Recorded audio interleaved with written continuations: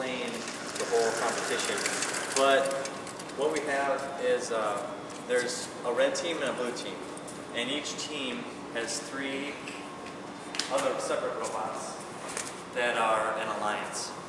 And what you want to do is, it's a 54-foot by 28-foot course, I believe, roughly, I don't know.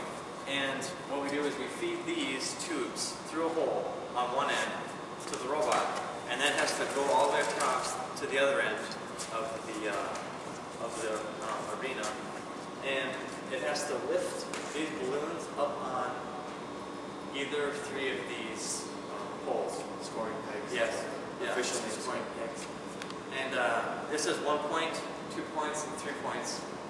And there's 3 separate columns, I guess, of these scoring pegs. Yeah.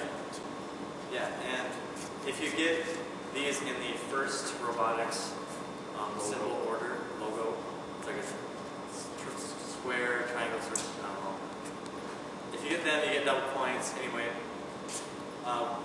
one objective is to get this on there, and that's another unique thing about our robot is we can get to the middle peg and we can get to the top peg, which is potentially a lot of points.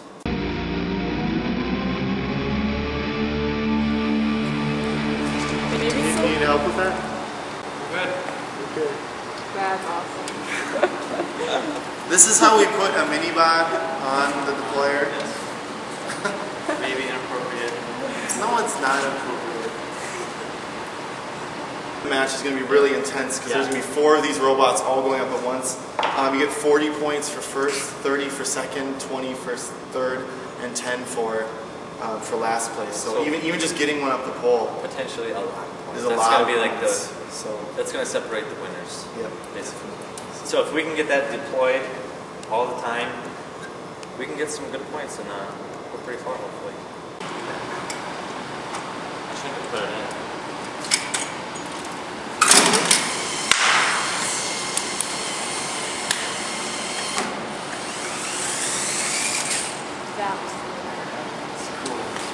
that's a mini bod. Woo! And the crowd goes wild.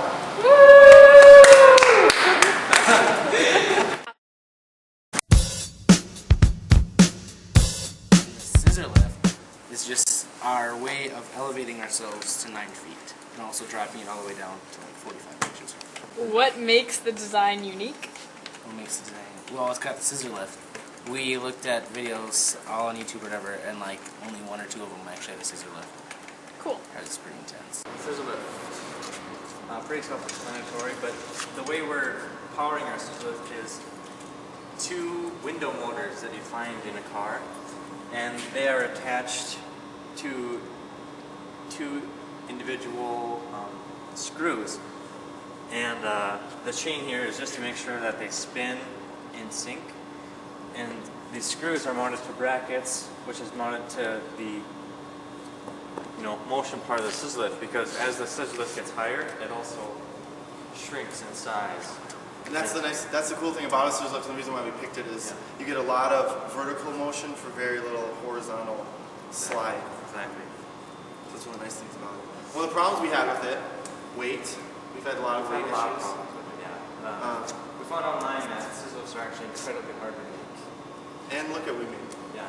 And to Deal with that. Yeah, keep it under 120 pounds. And using hollow aluminum.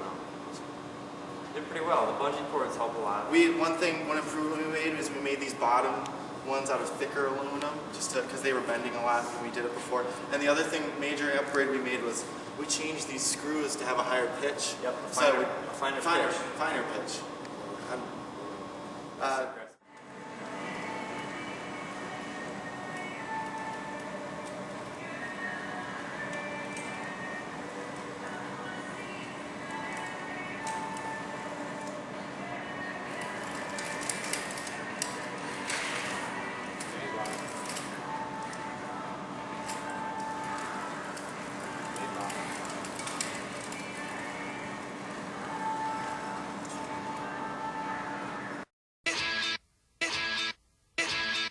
How many wheels? They are these really fancy, expensive wheels that we actually got this year. They are Here's each. the cool thing about them. Yep. 120 pounds. They can spin like nothing. Or sideways. Yep. They're each independently driven by this 2.5-inch CIM 12-volt motor, and depending on which way each of them turn, you can actually strafe side to side. So you could strafe side to side, or you can spin on its axis, and you can just go, normal forward and back. So really maneuverable. Which is really good for during the game when we have to place a tube on the top, and if we're a little to the left, we don't have to back up and try it.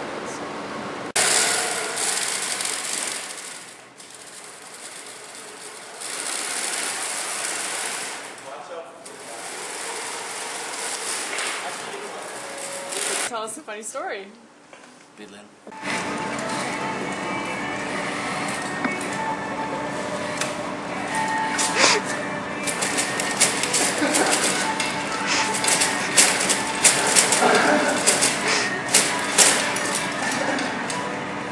So we have 6 weeks, but especially the last 2 weeks have been really intense. A lot of, as he said before, a lot of late nights working. So.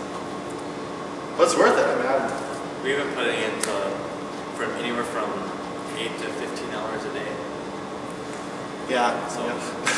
a lot. Go to school for 6 hours, work on this for 8. Like school we had for 6 a hours. long 3-day weekend, and we eat, sleep, work on a robot. Usually Well, not eat. Bad eating, not much sleeping. My favorite part was working with people that are really smart and really cool at what they do. I had to be taught how to use a saw. So it was not my finer moment in my life, but whatever. I mean, anyway, that's probably my favorite part. Is I learned so. I'm a teacher. I learned more than I have in a long time. So it was really cool. Working with Goodland. Is our Clydes, powered by a 12-volt DC motor. That we got with our Tetrix kit, Yeah. which costs. Yeah, it came with the Tetrix kit, and we found different uses for them, like on the mini body here.